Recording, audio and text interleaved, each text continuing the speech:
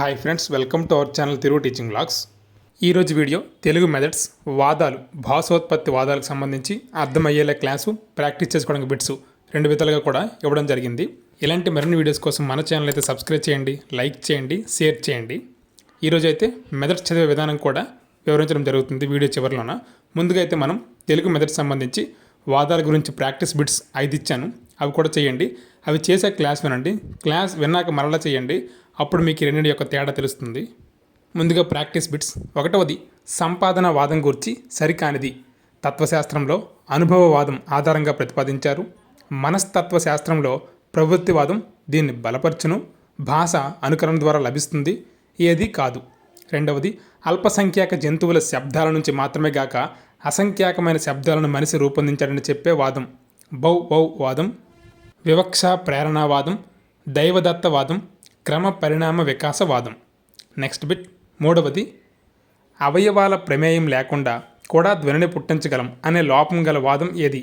డింగ్ dong వాదం, టట్ టట్ వాదం, బౌ వాదం, యోహిహో వాదం. 4వది మనిషిలో గల భావాలను సదరు అనుభవాలు ఉద్దీపిస్తాయి, అలా ఉద్దీపించబడినప్పుడు ధ్వనులు లేదా శబ్దాలు పుడతాయి అని చెప్పే వాదం ఏది? బౌ వాదం, స్వతసిద్ధవాదం, క్రమ పరిణామ వికాసవాదం, సంపాదన వాదం.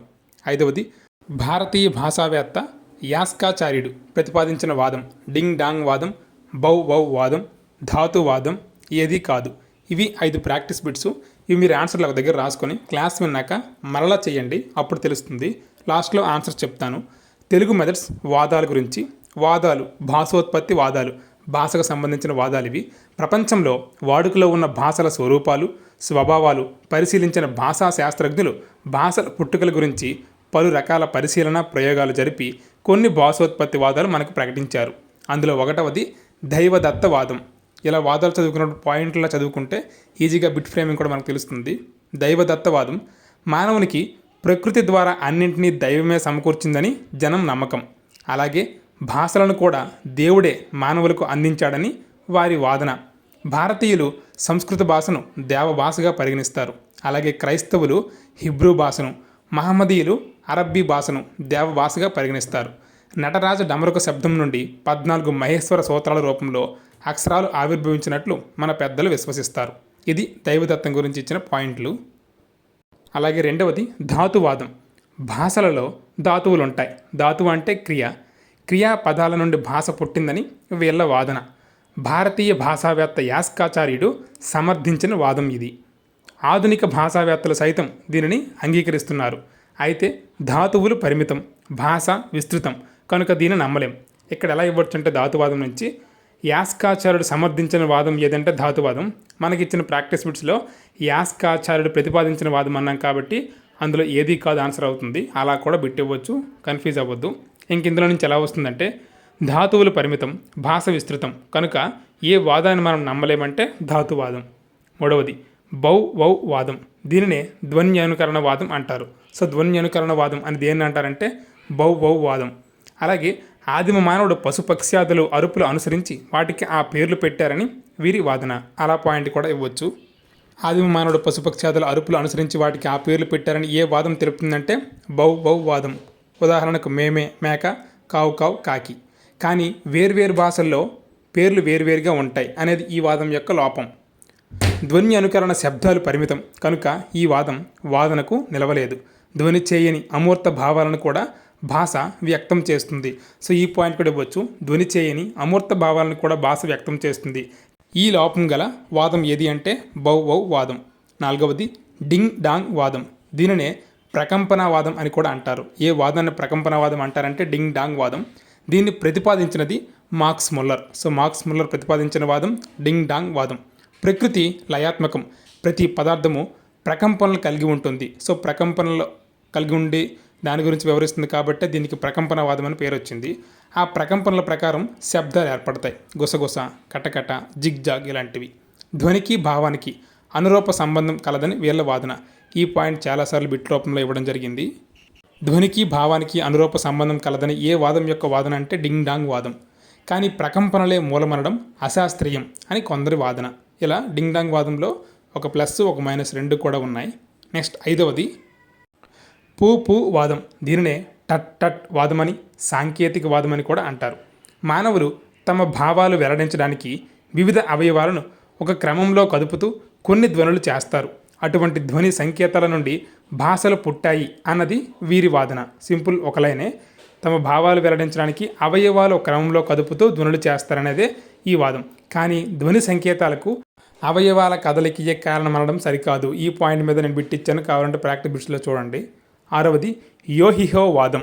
ఉచ్ఛ్వాస నిశ్వాసాలను బట్టి కండరాలు బిగిసి నాదతంత్రుల ప్రకంపనలు తీవ్రమై ఒక విధమైన ధ్వని పుడుతుంది. ఆ ధ్వని నుండి భాష పుట్టిందని ఈ వాదం తెలుపును. ఇక్కడ ధ్వనికి శ్రామికుల పనుల్లో చేసే శబ్దాలు కూడా ఆధారం, అవి మాత్రమే ఆధారం అని ఈ వాదం చెప్తుంది. పడవ నడిపేవారు చేసే యోహిహో ధ్వనిని బట్టి దీనికి ఆ పేరు కలదు. యోహిహో ధ్వని ఎవరు చేస్తారంటే పడవ నడిపేవారు. అలా కూడా బిట్టించే సందర్భాలు ఉన్నాయి. 7వది వివక్షా ప్రేరణావాదం. ఆనందం, దుఃఖం, ఆశ్చర్యం వంటి భావోద్వేగాల వ్యక్తీకరణ కొరకు చేసే ప్రయత్నం నుండి శబ్దాలు పుట్టాయి. ఉద్వేగాల ప్రకటనాభిలాషే భాషకు మూలం అని ఈ వాదం చెప్తుంది. ఇక్కడ 2 పాయింట్లు, ఆనందం, దుఃఖం, ఆశ్చర్యం లాంటి భావోద్వేగాల కొరకే ఈ భాష పుట్టింది. అలాగే ఉద్వేగాల ప్రకటనాభిలాషే భాషకు మూలం అని చెప్పే వాదం కూడా వివక్ష ప్రేరణావాదం. ఇంకా భావోద్వేగ ప్రకటన పరిమితం కనుక ఇటువంటి ధ్వనులే భాషకు మూలమని నమ్మలేం. ఎందుకంటే భావోద్వేగాలు తక్కువ, భాష అనంతం. కాబట్టి ఇది కూడా వాదం నిలవబడలేదు. 8వది స్వతసిద్ధవాదం. మనిషి స్వతసిద్ధంగానే భావాలు కలిగి ఉంటాడు. అనుభవాలు భావాలను ఉద్దీపిస్తాయి. అప్పుడు ధ్వనులు, శబ్దాలు పుడతాయి. ఈ పాయింట్ మీద బిట్టివ్వడం జరిగింది ప్రాక్టీస్ బిట్స్లో. అనుభవాలు భావాలను ఉద్దీపిస్తాయి, అప్పుడు ధ్వనులు లేదా శబ్దాలు పుడతాయి. ఇలా భాష స్వతసిద్ధంగా సిద్ధిస్తుందని చెప్పే వాదమే స్వతసిద్ధవాదం. చామ్స్కీ అనే హేతువాది దీన్ని ప్రతిపాదించాడు. ఈయనది అమెరికా. ఆధునిక భాషా శాస్త్రవేత్తలు సైతం దీన్ని అంగీకరిస్తున్నారు, స్వతసిద్ధవాదాన్ని. 9వది క్రమ పరిణామ వికాసవాదం. జంతుజాలం నుండి మానవుడు క్రమ పరిణామం చెందాడని సైన్స్ నిరూపించింది. ఇలా పరిణతి చెందిన మానవుడు అర్థవంతమైన శబ్దాలు అలవర్చుకున్నాడు. జంతువులు తమ భావాలను ఒకే రకమైన శబ్దాలతో వెల్లడిస్తాయి. కానీ మనిషి నాగరికత పెరిగి విచక్షణ, వివేకం కలిగి భావ ప్రకటనకు తగిన శబ్దం చేస్తాడు. క్రమ పరిణామం, వికాసం వలన నాగరికత అబ్బి మానవుడు కాలానుగుణంగా భాషావృద్ధి సాధించాడు. అల్పసంఖ్యాక జంతువుల నుండే కాక అసంఖ్యాక శబ్దాలను మనిషి రూపొందించాడు. కనుక భాష సహజ వికాస పరిణామ క్రమంలో ఉద్భవించి వికసిస్తుంది. ఈ లాస్ట్ 2 పాయింట్ నుంచే బిట్టవడం జరిగింది. అల్పసంఖ్యాక జంతువుల నుండే కాక అసంఖ్యాక శబ్దాలను మనిషి రూపొందించడం ఏ వాదం ప్రకారం వాదిస్తున్న వాదన అంటే క్రమ పరిణామ వికాస వాదం. ఇంకా లాస్ట్ వాదం 10వది సంపాదనవాదం. ఈ సంపాదనవాదం తత్వశాస్త్రంలో అనుభవవాదం ఆధారంగా దీన్ని ప్రతిపాదించారు. అందువలనే దీనిని అనుభవవాదం అని అంటారు. పుట్టుకతో భాష ఎవరికీ రాదు. శిశువు పెరిగే కొద్దీ పరిసరాలలో తాను పొందిన అనుభవాల నుండి భాషాభివృద్ధి జరుగుతుంది. సో భాష అనుకరణ ద్వారా లభిస్తుందని ఈ వాదం యొక్క వాదన. ఏ గూటి చిలుకలు ఆ గూటి పలుకులు పలుకుతుందనే నానుడి. చూడండి, ఈ సామెత కూడా బిట్ రూపంలో ఇవ్వచ్చు. ఏ గూటి చిలుకలు ఆ గూటి పలుకులు పలుకుతుందనే నానుడి దేనికంటే సంపాదనవాదం. ఎందుకంటే ఆ ఇంట్లో ఎవరైతే మాట్లాడతారో దాని నుంచి అనుకరించి అవే మాటలు నేర్చుకుంటారు. కాబట్టి ఏ గూటి చిలుకలు ఆ గూటి పలుకులు పలుకుతుందనే నానుడి సంపాదనవాదం యొక్క వాదన. మనస్తత్వ శాస్త్రంలో ప్రవృత్తి వాదం దీన్ని బలపరుస్తుంది. దీని ప్రకారం ప్రేరణలు, స్పందనల మూలంగా లభించే ప్రవృత్తులు, అలవాట్లు జ్ఞానంగా మారుతాయి. బిఎఫ్ స్కిన్నర్ తన ప్రయోగాల ద్వారా దీనిని నిరూపించాడు. చివరిగా ఎన్ని వాదాలున్నా ఏ ఒక్కటి సమగ్రమైనది, పూర్తి మొత్తంలో కరెక్ట్ అయినది కాదు. అన్నింటిలో కొన్ని అనుకూలాంశాలు ఉంటాయి. భాష మానవుడికి వరమే అని చెప్తాయి ఈ వాదాలు. మొత్తం 10 వాదాలు. మరొకసారి మనమైతే బిట్లు చూద్దాం. 1వది సంపాదనవాదం గురించి సరికానిది. ఆన్సర్ ఆప్షన్ డి ఏది కాదు. ఎందుకంటే తత్వశాస్త్రంలో అనుభవవాదం ఆధారంగా ప్రతిపాదించారు, కరెక్టు. మనస్తత్వశాస్త్రంలో ప్రవృత్తివాదం దీన్ని బలపరిచింది, కరెక్టు. భాష అనుకరణ ద్వారా లభిస్తుంది. ఈ 3 కూడా సంపాదనవాదం యొక్క వాక్యాలే. 2వది అల్పసంఖ్యాక జంతువుల శబ్దాల నుంచి మాత్రమే గాక అసంఖ్యాకమైన శబ్దాలను మనిషి రూపొందించాడని చెప్పే వాదం. ఆన్సర్ ఆప్షన్ డి క్రమ పరిణామ వికాసవాదం. నాగరికత చెంది చాలా రకాలైనవి చేశాడని క్రమ పరిణామ వికాసవాదం చెప్తుంది. 3వది అవయవాల ప్రమేయం లేకుండా కూడా ధ్వనిని పుట్టించగలం అనే లోపం గల వాదం ఏది?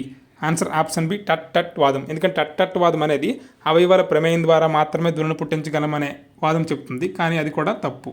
4వది మనిషిలో గల భావాలను సదరు అనుభవాలు ఉద్దీపిస్తాయి. అలా ఉద్దీపించబడినప్పుడు ధ్వనులు లేదా శబ్దాలు పుడతాయని చెప్పే వాదం ఏదంటే ఆన్సర్ ఆప్షన్ బి స్వతసిద్ధ వాదం. 5వది భారతీయ భాషావేత్త యాస్కాచార్యుడు ప్రతిపాదించిన వాదం.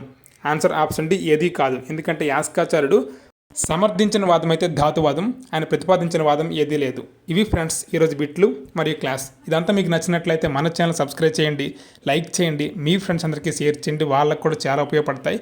Thank you for watching. Stay tune for next video. Thank you one and all.